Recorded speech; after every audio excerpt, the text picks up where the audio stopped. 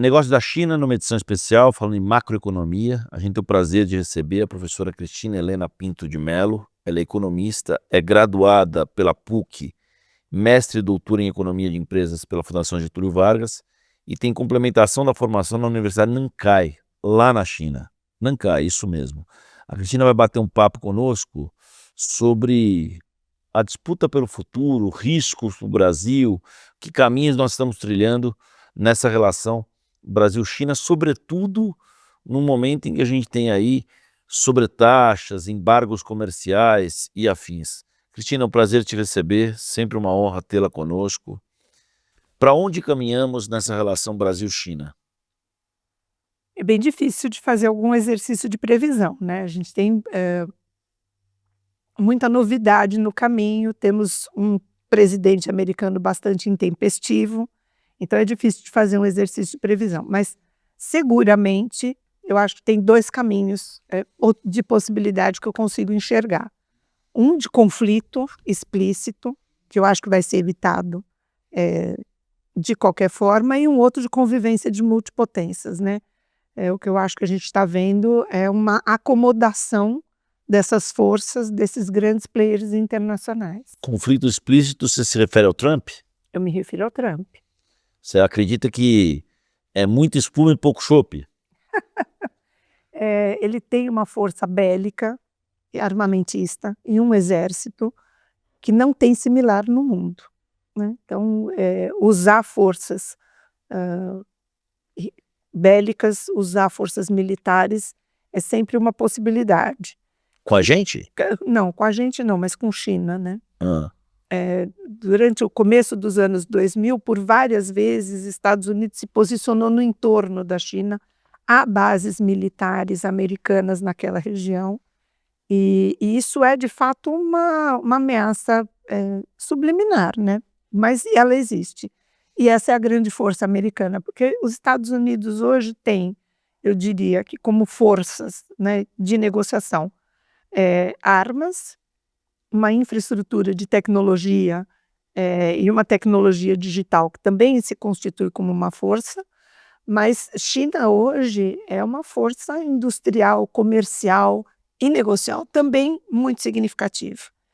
Então, ou eles se acomodam nas suas potências, nas suas capacidades, ou eles se enfrentam. Então, e nesse meio estamos nós, né? Que temos parceiros comerciais importantes em ambos, tanto Estados Unidos quanto China. Então, nós vamos chegar lá, Cris, mas você falou na primeira resposta de um cenário intempestivo. A gente é de um tempo em que o risco de algo mais intempestivo vinha da China e não dos Estados Unidos, em que o Brasil passou décadas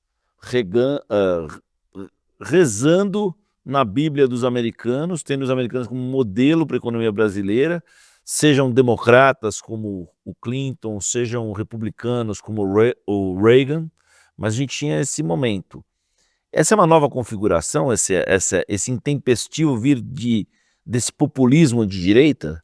Engraçado, porque eu tenho pensado muito nisso, Wagner. A gente sempre entendeu os Estados Unidos como um país previsível, de baixo risco, né, de contrato, seguidor de contrato, não rompia contrato. E China, de fato, com uma distância cultural grande, fazia a gente não confiar muito nas negociações com os chineses, até porque a gente não sabia como fazê-lo. É um país que foi durante muitos anos muito fechado. Mas por que eu tenho pensado nisso? Vamos pensar na crise de 2008.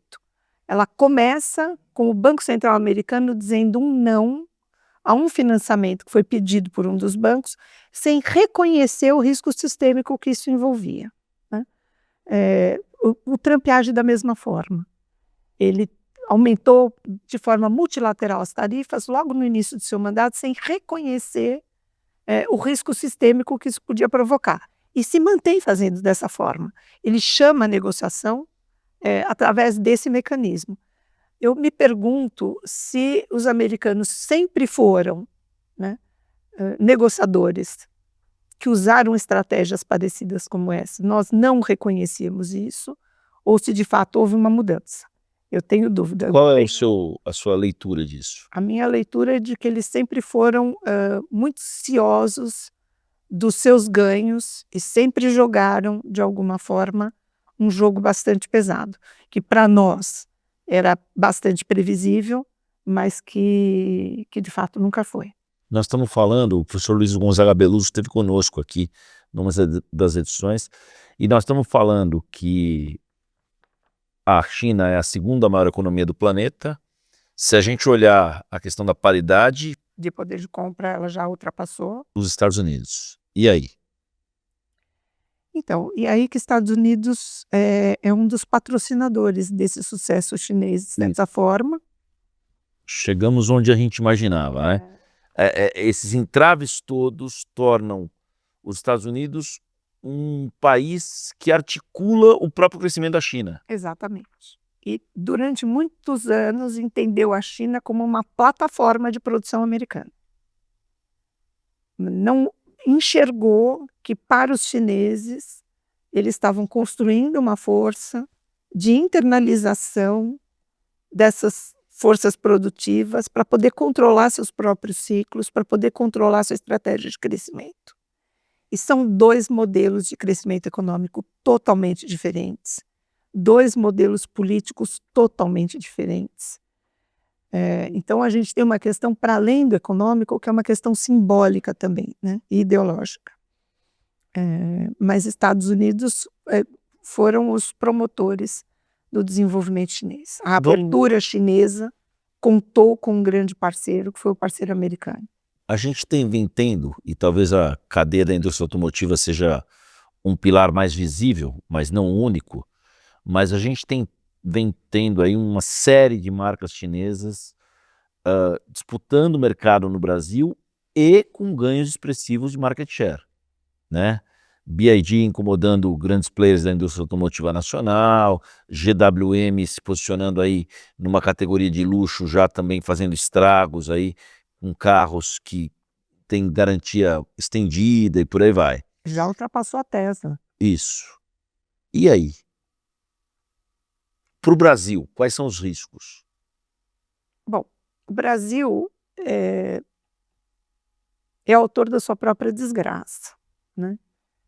A gente vê em... Não é para principiantes, como dizia o Tom Jobim. Não é mesmo. Não é mesmo.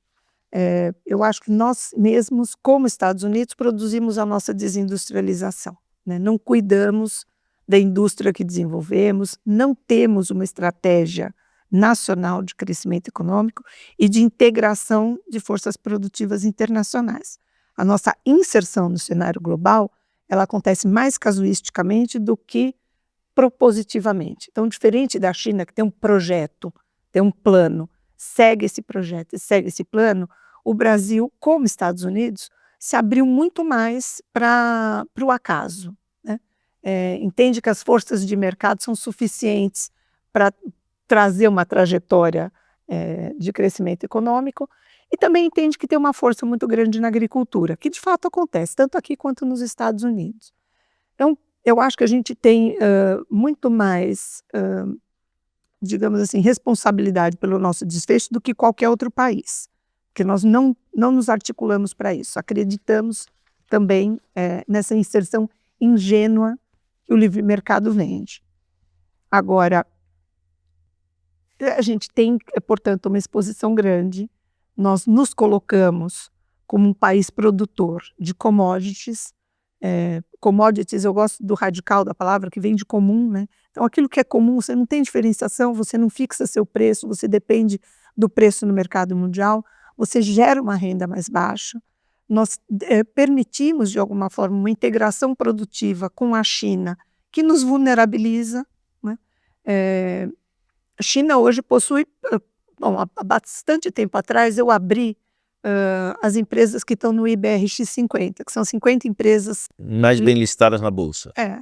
Todas elas tinham um investidor chinês de peso, né? A gente tem em alguns estados da nossa federação, extensões de terra e fazendas que são de propriedade chinesa. Alguns setores estratégicos, em especial na cadeia automobilística e na cadeia de linha branca, né, eletrodomésticos em geral, China já domina uma parte, né, dessa produção dentro do nosso país. Então, eu acho que o risco, que é um risco de desnacionalização, de desindustrialização, ele só é potencializado. Mas quem abriu as portas para esse risco fomos nós, né? Mas a gente vinha de um mantra que o produto chinês era um produto de segunda classe, que era um produto... Eu acho que tem até um ponto que é muito interessante se discutir, e está tudo bem. Alguns carros que a China trouxe para o Brasil, em especial de 2010 a 2015. Então você tinha lá o Lifan, por exemplo, que é um produto que nenhum brasileiro hoje teria interesse, tendo em vista a própria dinâmica do que foi posto para a indústria automotiva. O problema, Cris, é que eu acho que a inovação, a educação e a estratégia de Estado, que é algo que se esperava da relação com os Estados Unidos, hoje está com a China. É. Eles sabem fazer essa tríade direitinho. Mas veja, Wagner, nós estigmatizamos a China. É comunista, é um estigma. A produção é de baixa qualidade, faz barato, faz mal feito. Em que momento nós criamos um observatório para olhar o que estava e monitorar o que estava acontecendo na China? Nós não fizemos. Então, eu fui frequentemente à Alemanha com os meus estudantes e fazia visitas a algumas universidades e tinha palestras com professores lá. Monitoramento 100%. Bom, a China está indo para cadeias produtivas que nós dominamos na Alemanha. O que vamos fazer? Quais são as nossas estratégias, né? Que acordos comerciais a gente pode fazer? Para que segmento que a gente vai? Em que setores que eles não nos alcançam? Porque a certa altura do campeonato, os alemães reconheceram que a China estava investindo pesado em tecnologia e indo para cadeias produtivas mais sofisticadas. A gente não viu isso acontecer. A gente acreditou. Por que a gente não viu? Porque a gente acredita no estigma, né? E o Brasil... É confortável para o Brasil olhar para a China como um player de produtos de baixa qualidade, enquanto ela está jantando a economia global em larga escala? É uma economia de baixa qualidade, uma economia pouco democrática, é uma economia estatal e, portanto, ineficiente, porque se faz uma associação muito rápida. Mas isso não é preço dessa polarização, do efeito dessa polarização? Mas isso sem dúvida nenhuma. Tem bolhas de comunicação onde as pessoas não têm a menor ideia do que acontece na China e alimentam uma crença de que a China é um parceiro que já foi derrotado pelos Estados Unidos. Isso é falta de conhecimento. Isso é falta de inteligência. Se você olhar para a China, por exemplo, eu, quando eu estive lá da última vez, fui visitar um porto novo que eles construíram. Bom, o porto tem um polo produtivo dentro do porto. As indústrias chinesas estão dentro da área portuária. Então é como se elas, com um pé, chutassem o contêiner para dentro do navio. Os custos logísticos são baixos. Então, onde isso, Cris? Foi em Tianjin. Se você for olhar para a China não dá um passo sem propósito. Ela pensou, ela estudou, ela tem estratégia. Você vai falar, esse porto é chinês, é o governo da China. É o governo da China, é o governo do Japão, é o governo da Coreia, ela articula interesses. Vamos pensar numa coisa, hoje, eu preciso até conferir esse dado, mas, se não me engano, a China tem 3 vezes mais parceiros comerciais em termos de país do que os Estados Unidos. Ela buscou esses interesses, ela olhou para a África e viu necessidades da África e criou mercado para os seus produtos na África, mas ela também investiu na África, né? Ela faz isso na América Latina também. Não por acaso, ela acaba de entregar um porto muito interessante no Peru, e semana passada a gente estava discutindo isso, porque ela começa a estudar uma possibilidade de uma rota, de uma trajetória, via o porto brasileiro para o porto peruano, para otimizar o porto peruano, porque é um investimento importante para ela, para criar uma alternativa ao Canal do Panamá, mas tudo isso é estrategicamente pensado e voltado para um projeto de nação, um projeto de futuro, que começa com a ideia de tirar 800 milhões de pessoas de um nível de miséria, que era uma renda de menos de $1 dia, isso no começo dos anos 90. Eles entram nos anos 2000 já com metade disso, e hoje bastante reduzido. Então, um país que, apesar de ter enfrentamentos internos políticos significativos, porque o regime político é um regime bastante desafiador, é um país que cumpriu uma agenda de tirar sua população da miséria, né, e vem cumprindo com essa agenda. E, ao mesmo tempo, com uma prática que eu acho que é muito interessante, eu não sei se você sabe, mas boa parte do problema de conflito das etnias originais chinesas se resolveu por casamento, né? Não foi por guerra, não foi por conflito. Teve conflito, teve guerra, mas a solução Não veio sabia disso, não. por casamentos. É um pouco Castas diferentes? de etnias diferentes. Etnias mesmo. É. Castas caberia mais na Índia, né? Não são castas, né? Mas tem uma predominância do grupo Han, né? Mas mesmo assim, eles absorveram, subsumiram os conflitos através dos casamentos e dos filhos que esses casamentos geraram. O conflito com Macau, que todo mundo acha, meu Deus, vai ter ou com Hong Kong, não, eles fizeram investimentos expressivos em Macau e Hong Kong. Então, uma outra forma de casamento são alianças econômicas. E não por acaso é a mesma estratégia que eles vêm usando, tanto na África quanto na América Latina. Eles fazem investimentos em setores que são significativos para esses países e criam alianças a partir desse movimento. Então, é uma estratégia bastante diferente da estratégia americana de domínio, né? Que traz bases militares americanas para o Brasil e para outros países, faz investimentos, mais investimentos que entendem que são seus. Então, por exemplo, o Canal do Panamá até hoje, né, o Trump questiona a forma de fazer negócio com os dois países é muito distinta e muito, me parece que fazer negócios com os chineses é muito mais fácil, né? Então, não por acaso, China avançou nessa agenda com o Brasil e de alguma forma a gente se surpreende com isso hoje, porque eles não são o país que a gente achou que eram. Tá. Né? Avançar em tecnologia, avançar em soft power. Tem muita coisa promissora aí. Para que a gente não entre no complexo de vira-lata, né, que é um endêmico aí no ideal do brasileiro comum, é óbvio que o Brasil não tem condições de competir em condições de igualdade com a economia norte-americana, nem com a economia chinesa. Mas a gente poderia não ser plateia e poderia ser pelo menos um ator coadjuvante nesse processo, tendo em vista que a gente é a maior economia da América Latina.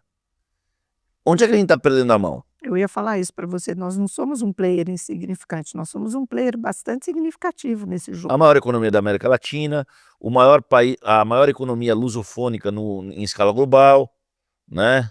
Grande parceiro comercial desses dois países, grande fornecedor global de proteína animal, de alimentos e de minérios, né? Um dos principais destinos das exportações brasileiras é a Europa. É a Europa. Né? Portanto, ficar de olho no que a China tem feito em relação à Europa me parece ser uma coisa de favorecer a indústria nacional. Importante. O que nos falta é projeto. Veja, Wagner, a gente fez uma leitura décadas atrás de que o comércio internacional, tal como estava colocado, criava forças muito desiguais, que a gente não conseguiria fazer uma inserção internacional equitativa. Então, a gente falou das commodities, né, que geram um baixo valor agregado. Então, há uma troca injusta no mercado global, porque a gente compra produtos mais caros, vende produtos mais baratos. Mas, mais do que isso, a gente tem uma outra tendência a desequilíbrio, que é quando a nossa renda cresce. Então, imagine que o mundo inteiro cresça a mesma taxa, 10%. Né? Então, o Brasil cresceu a mesma coisa que a renda mundial, 10%. Só que o que acontece, como nós nos desindustrializamos e com patamares mais altos de renda, a pirâmide de consumo muda. Você não vai continuar comprando mais alimentos, você já compra o que você precisa, o que você quer. Você quer um eletrodoméstico, você quer um carro, você quer sofisticar a sua casa, você quer um serviço mais sofisticado. Você vai mudando a pirâmide de consumo. Como a gente não oferece isso internamente, você importa mais. O resto do mundo, quando cresce os mesmos 10%, não compra mais dos nossos alimentos, a não ser que você expanda a fronteira de crescimento econômico, né? Que você vá para países em que a renda aumente mais significativamente, países que têm fome, que têm uma condição de abastecimento prejudicada. Aí sim aumentaria as nossas exportações. Então, o que que acontece? A gente aumenta muito rápido a nossa importação e não aumenta na mesma velocidade a exportação. E aí a gente tem um problema de balanço de pagamentos. E aí, para equilibrar o problema de balanço de pagamentos, a gente tem duas estratégias.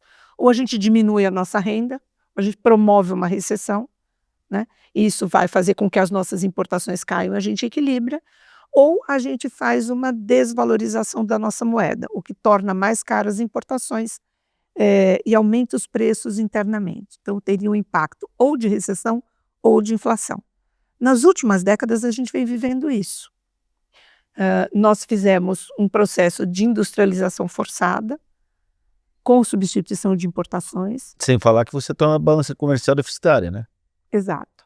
Mas nós tínhamos um projeto que ao longo do tempo deveria resolver o problema do déficit de balança comercial e trazer uma indústria forte para dentro do Brasil, mas nós fomos atropelados por um cenário global que não enxergamos, que foi a crise do petróleo e a mudança no sistema financeiro internacional, fez com que a nossa dívida ficasse muito elevada, o enfrentamento da dívida nos brecou, trouxe uma inflação que a gente perdeu o controle e achamos e acreditamos que a abertura comercial, a saída daquele modelo, poderia trazer uma solução de competitividade, de agilidade e que a agenda de controle inflacionário ia fazer automaticamente o país voltar a crescer. Bom, eu acho que essas crenças não se concretizaram e nós não mudamos o discurso, nós polarizamos o discurso. Ou nós voltamos para trás com a estratégia da industrialização induzida, pouco produtiva, pouco eficaz, num cenário global que já não aceita mais esse desaforo. Modelo JK. Modelo JK, ou uma abertura comercial ingênua, que também se revelou uma estratégia ruim. Aí eu te pergunto, qual é a nossa estratégia de inserção global? Quais são as nossas forças? Quais cadeias produtivas nacionais hoje têm força de inserção global? O que a gente precisa fazer para, estrategicamente, nos colocarmos melhor no mercado mundial? Então, vamos lá. Agricultura, logística. Né? Não dá para o cara produzir soja no Mato Grosso e escoar a soja pelo Porto de Santos ou de Tubarão. Na forma como a gente faz, com caminhões. Containers, derrubando soja na estrada. A gente perde. Então, dentro da fazenda, a gente é muito mais produtivo que o nosso principal concorrente, mas dentro do navio, a gente já não é mais competitivo. Perdeu o caminho até o navio, perdeu a competitividade. Então, essa é uma cadeia produtiva. Isso é estratégia. Sim. Eu quero fortalecer a agricultura nacional, eu tenho que olhar para isso. Outra coisa que a gente precisa fazer, hoje, boa parte dos nossos produtores agrícolas, que é uma força nacional, tem que vender rápido a sua safra e sua produção. Por quê? Porque está na mão do banco.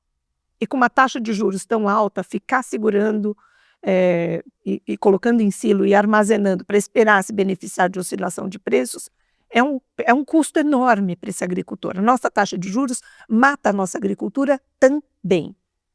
Então, o que acontece? Quem são os grandes players? Quem é que se beneficia das oscilações de preço? São grandes players internacionais, não é o nosso agricultor. A gente tem que olhar para isso. Né? Precisa olhar para o nosso sistema financeiro, precisamos olhar para a nossa taxa de juros. Tá. E a industrialização também, a gente precisa olhar para qual é a estratégia de industrialização. Então, a gente tem uma biodiversidade que é uma força competitiva. Né? Uma produção de minérios também que é uma força interessante. Então, a gente precisa olhar qual é a cadeia produtiva ou quais são as cadeias produtivas que nos permitem uma inserção global mais estável, de sucesso e que traga um aumento de renda e de emprego aqui no Brasil. Cristina, a gente vive de um mantra de que a China é um país altamente poluidor e pouco sustentável. E a imprensa brasileira adora reproduzir conteúdo das agências internacionais falando da má qualidade do ar da região metropolitana de Pequim, como um todo. Essa China que é pouco sustentável, ela é uma China real ou isso também está mudando? Isso já mudou, Wagner, isso vem mudando significativamente. Os chineses, quando eu estive em Nankai, eles diziam para mim, entre uma criança e uma árvore, eu prefiro a criança. Então, eles tinham uma prioridade, que era lutar contra a miséria, né, e colocar a sua população numa condição de vida melhor. Então, de fato, o início do processo foi um processo de danos ambientais bastante significativos, mas mudaram essencialmente. Então, a matriz energética chinesa mudou, a forma de gestão das cidades mudou, o controle com o meio ambiente também mudou.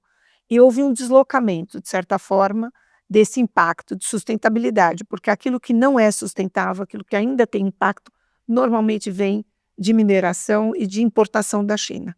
Então, ela desloca essa fronteira. E a questão desse carro chinês, aspas, sustentável, mas que não é tão sustentável assim, que é o carro elétrico, que é isento de rodízio, que é uma maravilha, etc e tal, mas tem lá o lado, tem lá o BO da bateria. Então, o carro elétrico, quando a gente vai olhar para a forma de fabricação e de sustentação desse carro elétrico, né, as baterias, elas usam uma quantidade muito expressiva de um minério que tem sido extraído de países da África de uma forma muito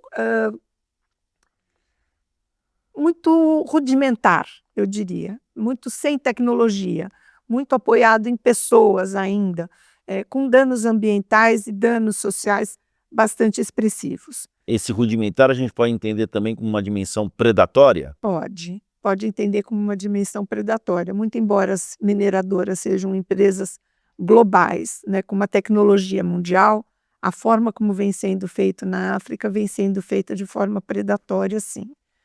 Então, em termos de impacto ambiental, esse é um modelo que não vai se sustentar.